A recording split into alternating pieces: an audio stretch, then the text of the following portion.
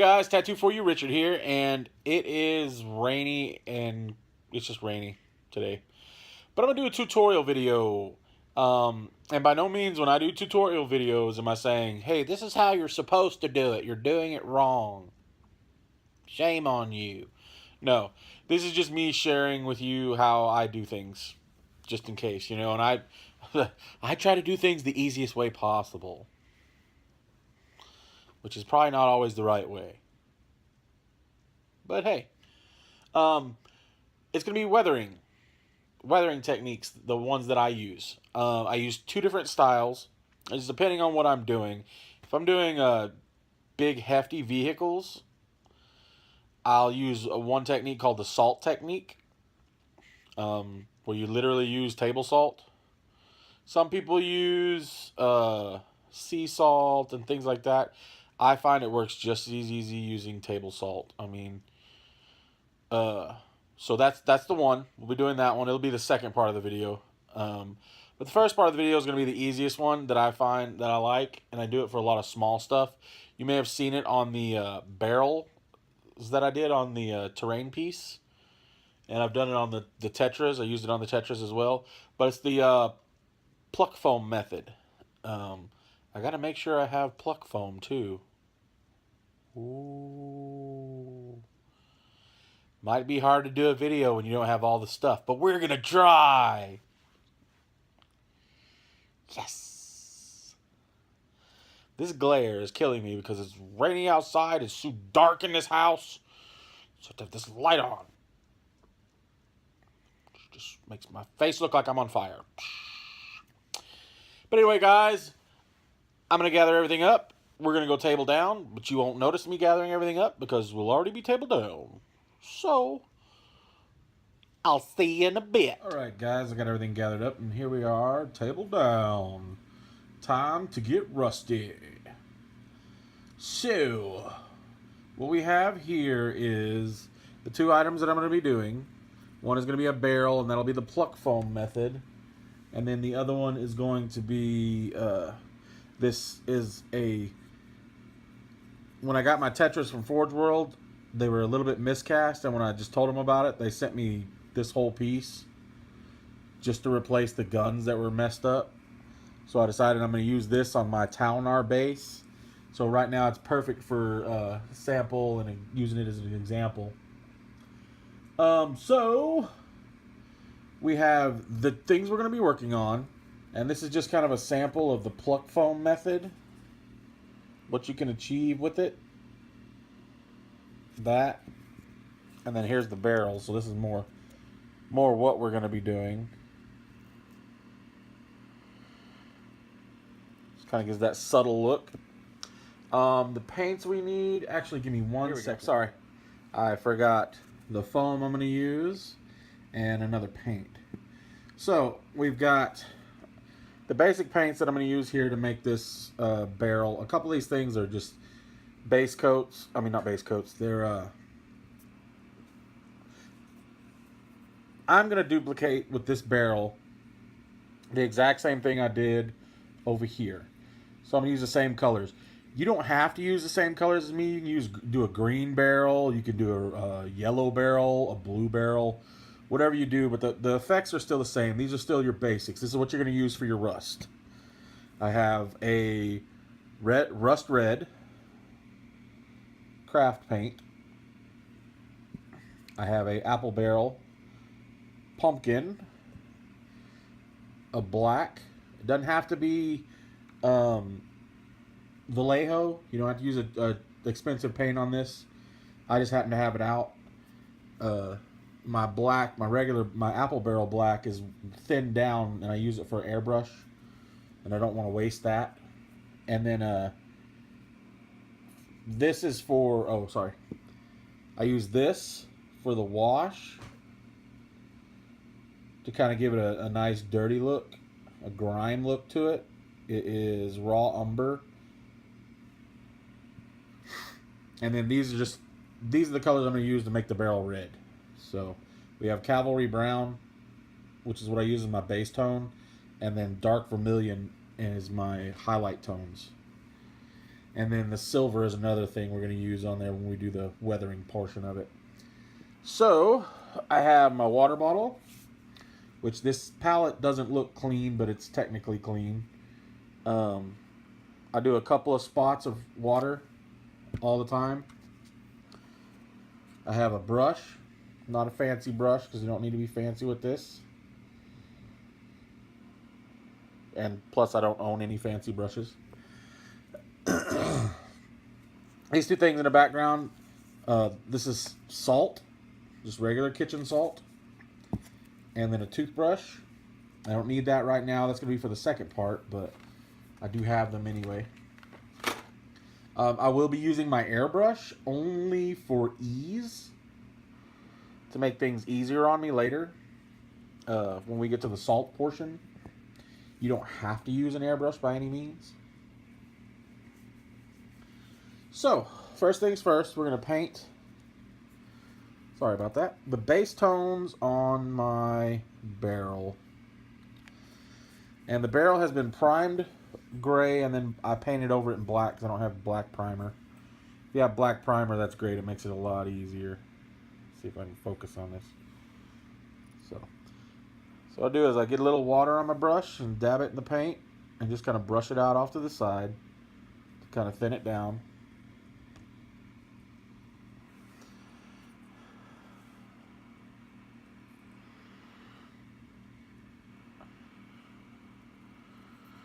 And then I just go to town and I paint the barrel all over it.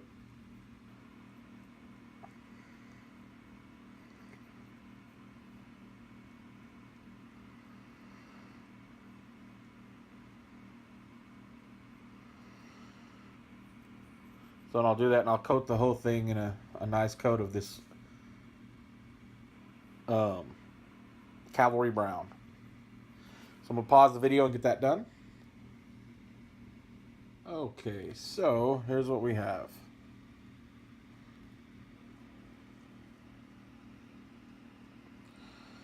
Now I know it's streaky and still shows some of the black, but that's fine. That kind of adds to the old barrel effect to it. Now what I'm going to do next is I'm going to create a glaze. Now the way I've understood glazes, and I've always seen and heard of glazes, it's a tint. It's gonna go over. Sorry about shaky. But you're basically tinting the model with a color. So what I do to create my glaze, I'm gonna get a where's that brush? There it is. Get some water on my brush. Quite a bit of water actually.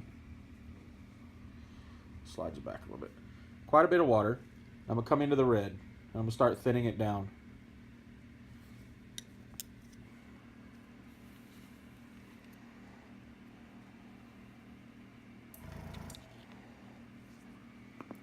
I'm going to thin it down. What I'm trying to do is not thin it down to a point where it becomes a wash. But, okay, you see how it's kind of, when it comes up, it kind of stays there a little bit? Like this. When I run it across my finger.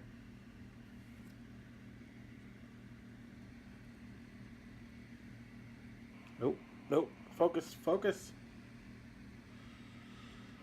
Oh my goodness. Focus on the hand. There we go. So when I paint across it, it's thinned, but you can still tell that's like a good amount of paint. I want it just a little bit thinner than that. So that way when I wipe now, it's really liquefied.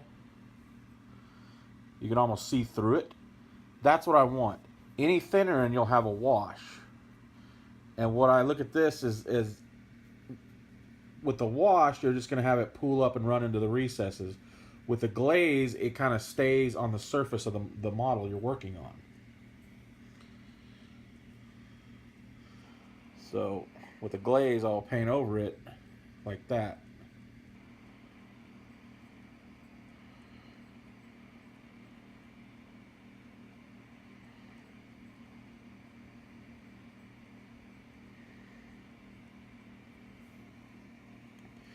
And all it's doing now is just tinting the model, tinting the color. I'm going to back up a bit and so I can get close to it and see what I'm doing better. Alright, here we are. We are back. So here we have the barrel. Hopefully that's coming out good. I got the camera at an angle. I can't really see it. But we have it. So now what I'm going to do is I have my wash brush. Or whatever you use to do washes. I get it sopped with water. And in here I've dropped some of that raw umber ink. I thin it out a bit more where it's good and runny. And then I wash over the whole entire barrel to get it all in the recesses. Make everything shadowed down again. This is where I'm kind of griming it up.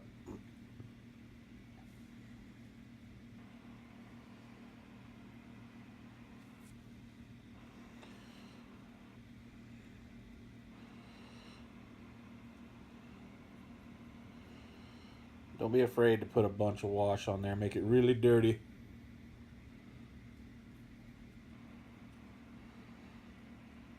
It just kind of adds to that nasty effect of it. So, and what I want to do with the wash, I want to make sure I let it really dry good. That way it's on there. It's on there really well. So, this back section over here.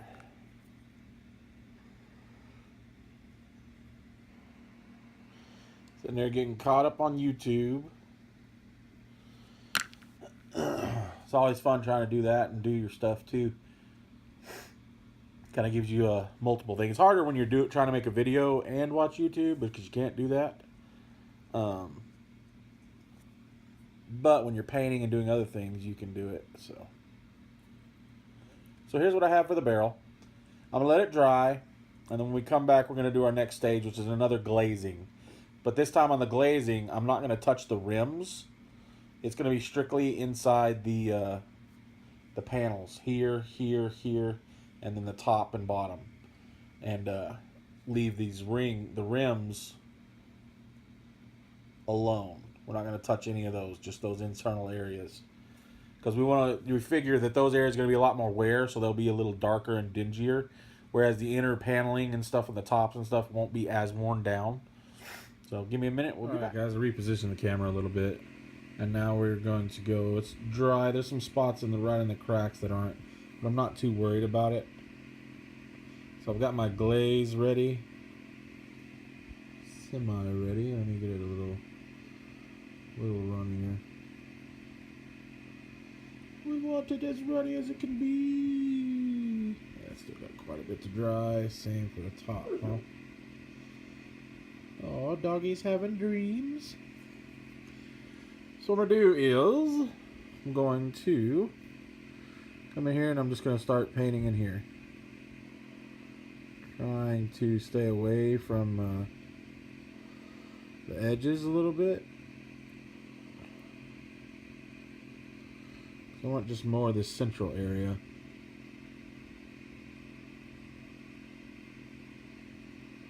I don't want to get on the rings. These like little center rings here. Yes, mold lines. I know. Sad for me. But that's why we paint, right? We paint for ourselves, don't we? We paint to have fun and it relaxes us, and we want to do our best work, of course, but sometimes you just want to paint, man. You have mold lines, you have mold lines. Not doing this for commission work or anything like that, so it doesn't have to be over the top on it. Now, granted, commission work is awesome. I'd love to do some. That'd be fun. Just because it kind of steps me out of my norm. I don't know what I would want to do as a commission army, honestly. Maybe somebody had a Pacific Space Marine Army, maybe. Could be fun to do. I don't know.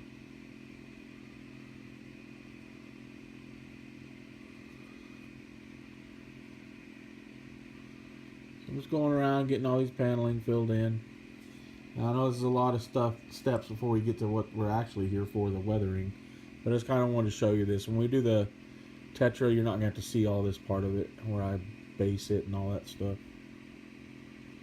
There ain't no point in that, for me anyway.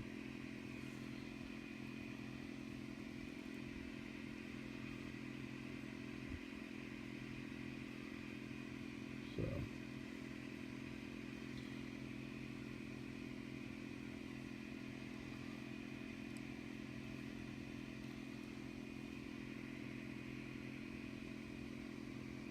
I really want that to dry a little bit more. Notice this up here is dry, so I'll kind of just show you. Just kind of move that paint around in there. Make it look like it's been worn, like people have had their hands around the edges and stuff. So the paint's not fully to the edge. Even though it is there because I can't see through the camera. It's like robo camera.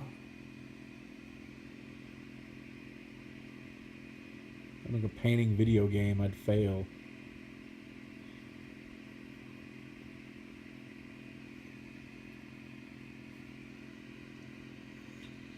Oh well. Let's get some of that in there.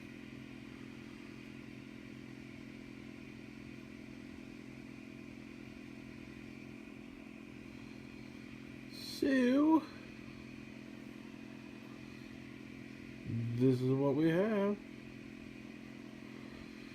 Now this is the part where you'd let it dry really good. I might go over like one more coat, yeah, for sure, in here.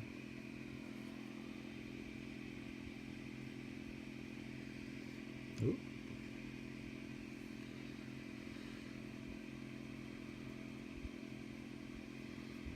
It's not pinned super good on this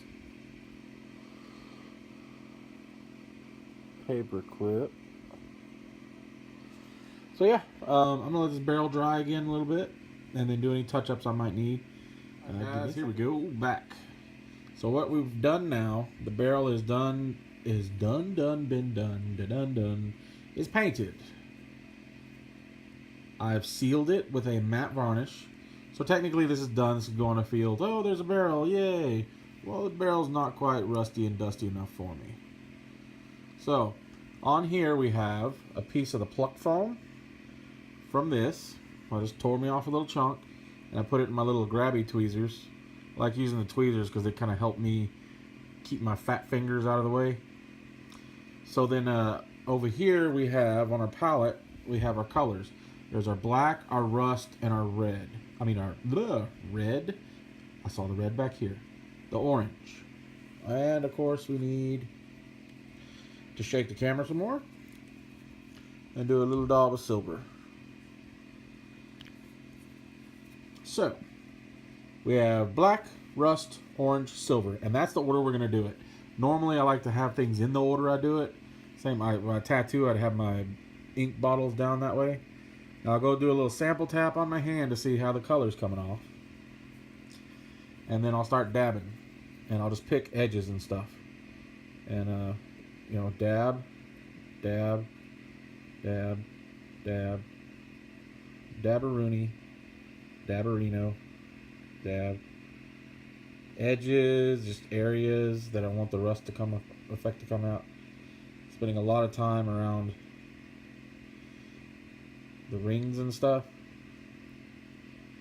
And I want this barrel to look used and gross, like it's been out there for a while. And just go over different areas of it. And the reason why I sealed it first is so that way I don't mess up any of the original tones that I've already done. Hold on, my call. There, sorry. So what I'm doing with this is I'm just simulating the wearing of the paint,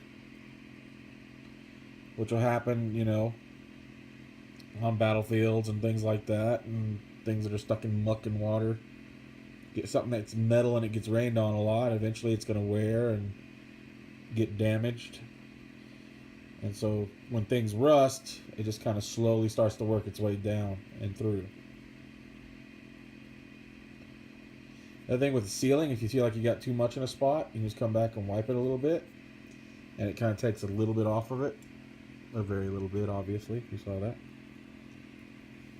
Depends on how wet your paint is, too.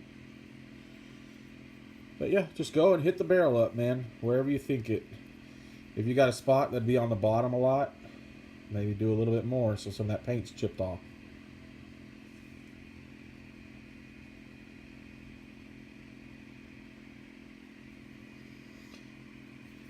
Or like this could be an area that the water pools up a lot on top.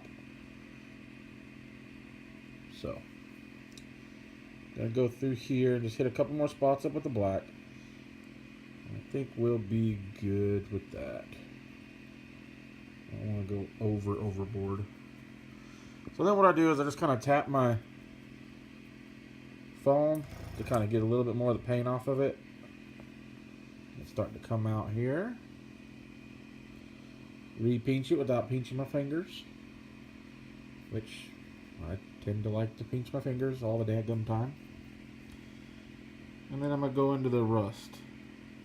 I do the same thing with the rust. And what I do with the rust is I will go over some of the black areas I've already hit and just kind of hit off to the side of them. It's going to be hard to see on camera. Hard for me to see on camera as well. Hold on a second, guys.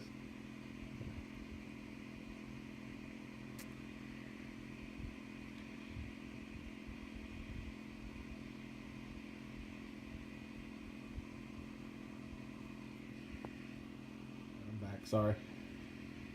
My foam was starting to come off again.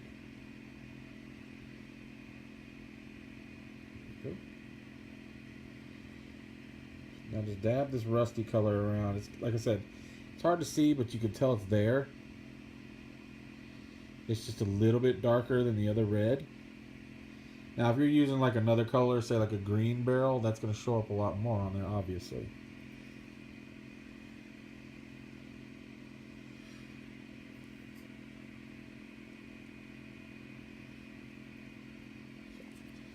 Alright, once you've got that done, I tend to only do like 2 colors on a piece of pluck foam, and then before I peel off another one, because then it starts getting too overly saturated.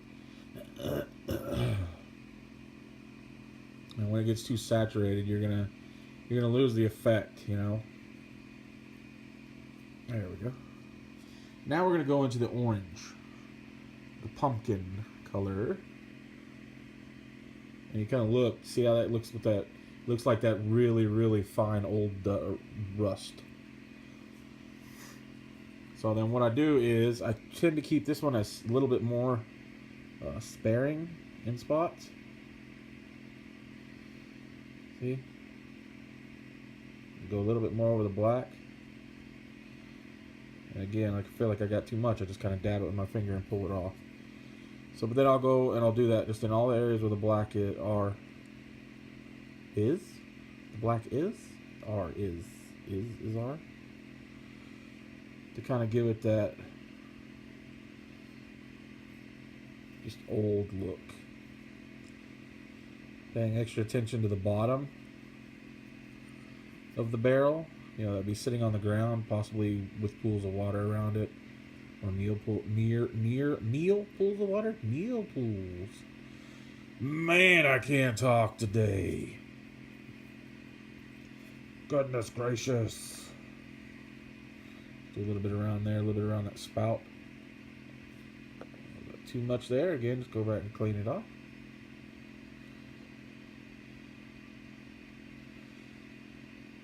I just feel like this technique's really easy. Oh, you like... Ninja barrel. Sorry, guys. I tend to go a little cuckoo.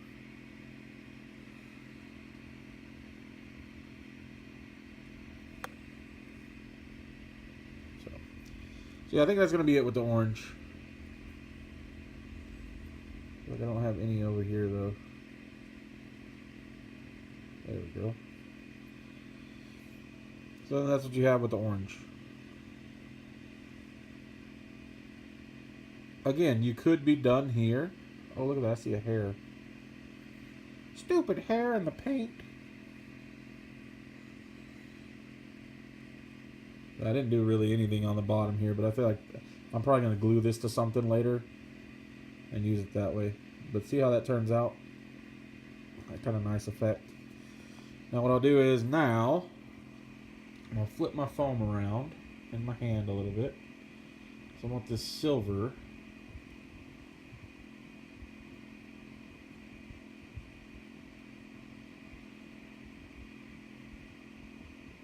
to be on a little fresh piece. Now the silver I do extremely sparingly. So I kind of, it's almost like dry brush but dry sponge. And I'll just go and I'll go around the black again and just give it a little dab. To make it look like that metal it's being eaten through. Do some around the rings too. So it looks like the paint chipped off of it. Because as metal is going to rust and wear, you know, paint chips off, you're going to get down to the bare metal. Then eventually that metal is going to start to really deteriorate.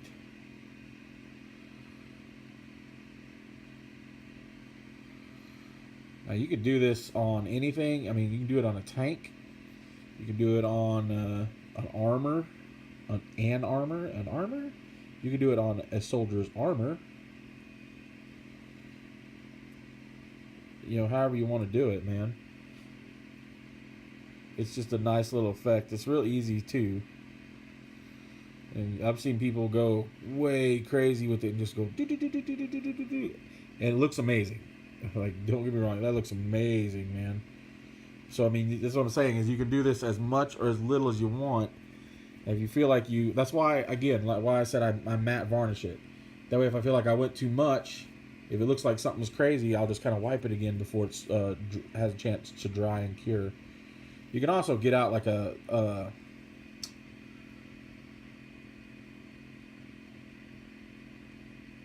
Q-tip and get it wet and kind of use that to wipe it off too. I'm gonna show you something else I like to do.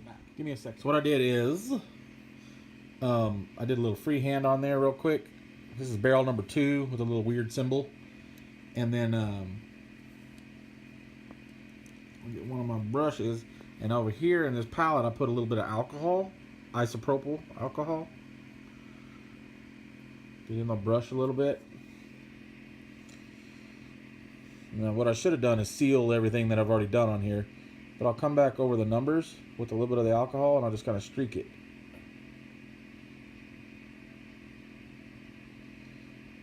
You see, this kind of breaks the numbers apart a little bit. It looks really good with black.